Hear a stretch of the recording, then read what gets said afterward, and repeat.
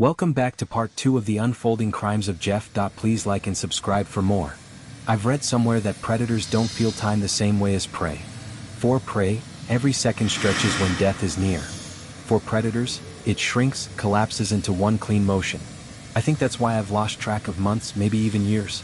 Everything is a blur of moments that felt short to me and endless to them. I used to think I was in control. That I killed because I chose to, because it was useful, necessary, profitable.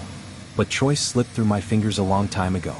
Now it feels more like gravity pulling me forward, dragging me down. I don't climb into violence anymore. It rises up around me, swallows me whole. The men I dealt with stopped looking at me like a partner and started looking at me like a storm. Unpredictable. Dangerous to stand too close to. Some still respected me, some feared me, but none trusted me. And maybe they were right not to. Even my own crew started whispering when they thought I couldn't hear. I'd leave the room and silence would slam down like a hammer. I knew they were wondering when I'd turn on them. They weren't wrong to wonder. One of them, a kid named Luis, started getting mouthy. He thought because I'd taken him in young, because I'd taught him how to hold a blade, that made him untouchable. He laughed too loud, joked too sharp, said my name in ways that didn't sound like respect. One night he asked me straight, "How many, Jeff? How many lives you taken with those hands?" The room went quiet. I smiled at him, but inside, something twisted. I couldn't stand the way the others looked at me, waiting for an answer. Like they were measuring. Me counting in their heads. Like I was a freak at the carnival, a monster behind glass. Later that night, I followed Luis into the alley behind the bar. He was pissing against the wall, humming some tune. I came up behind him, pressed his face into the bricks, and slid my knife across his throat. Quick, efficient, the way I taught him. His blood sprayed the wall, steaming in the night air. I whispered in his ear as he choked. "You wanted a number? Add yourself to it." When the others found out, they didn't say a word. But their eyes told me enough.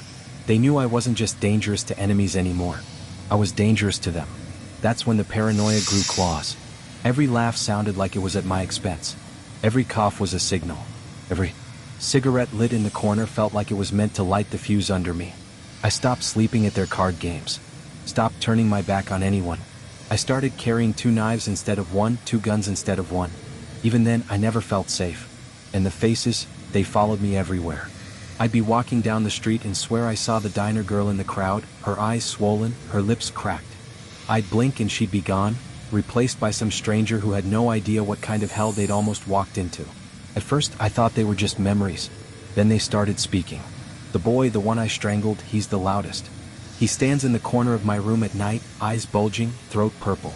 He doesn't move, doesn't blink, just stares. And then, when I finally close my eyes, his voice comes. Thin, ragged, like air being squeezed through a broken flute. "You killed me for nothing." Sometimes I scream back at him. Sometimes I throw bottles, chairs, whatever I can grab. But he never flinches. He just waits. And the more I shout, the more I realize I'm not shouting at him. I'm shouting at myself. I thought maybe I could silence them by going bigger. By killing in ways that would drown their whispers in new screams. That was when I started hunting not for business, not for hunger, but for spectacle. There was a man who owed me, always a man who owes me, but this one was different. He had a family, kids, a dog that barked every time I walked by his house. Instead of handling it clean, I broke into his home at night. I tied them all up in the living room. Him, his wife, his 2 daughters. Their eyes wide, their lips trembling, their breaths shallow as rabbits. I could have ended it fast, but I didn't. I wanted them to see, to feel, to understand what it meant to live under me, to die under me. I wanted their terror to mark the walls, to stain the air. I wanted the father to watch everything crumble because of him. I won't write every detail. Not because I can't remember, I remember too well, but because even here, the weight of it crushes me. The way the wife begged.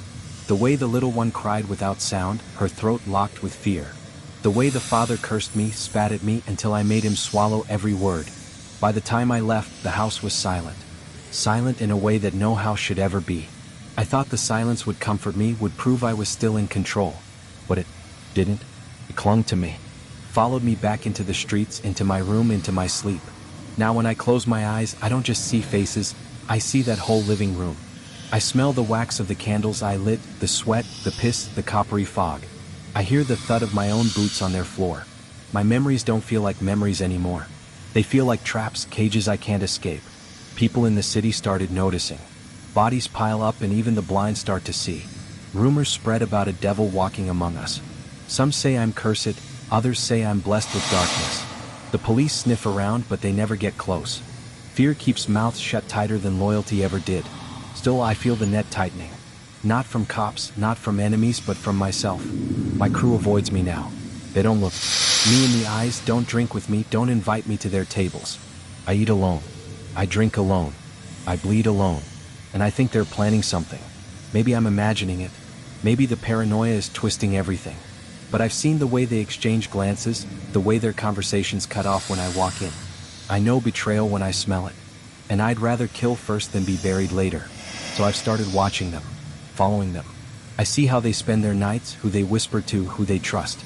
I've thought about picking them off one by one, leaving their corpses as warnings. But some small, flickering part of me wonders if maybe they're not plotting at all. Maybe it's just me rotting from the inside out, imagining daggers in every shadow. The whispers don't help. They're louder now. Not just the boy, not just the girl, but all of them. A chorus of voices, sometimes screaming, sometimes laughing. They tell me things I don't want to hear. They remind me of the weight of every body, every scream, every silence. They ask me where I think I'm going when I die. And for the first time, I don't have an answer. I used to think death was just nothing. A switch flipped, lights out, silence forever. But now I'm not so sure. Now I wonder if death is just another alley, another dark room where all the faces I made disappear are waiting for me. Maybe they're sharpening their knives, waiting to drag me into the same pits I shoved them into. I drink more now. Not for pleasure, not even to numb it. Just to slow the voices, to blur the edges long enough to catch a breath. But the drink doesn't work like it used to. Sometimes it makes them louder, clearer, as if the liquor oils the hinges of the door they're trying to push through. I'm writing this because I feel something coming. A breaking point. Maybe my crew will slit my throat in my sleep.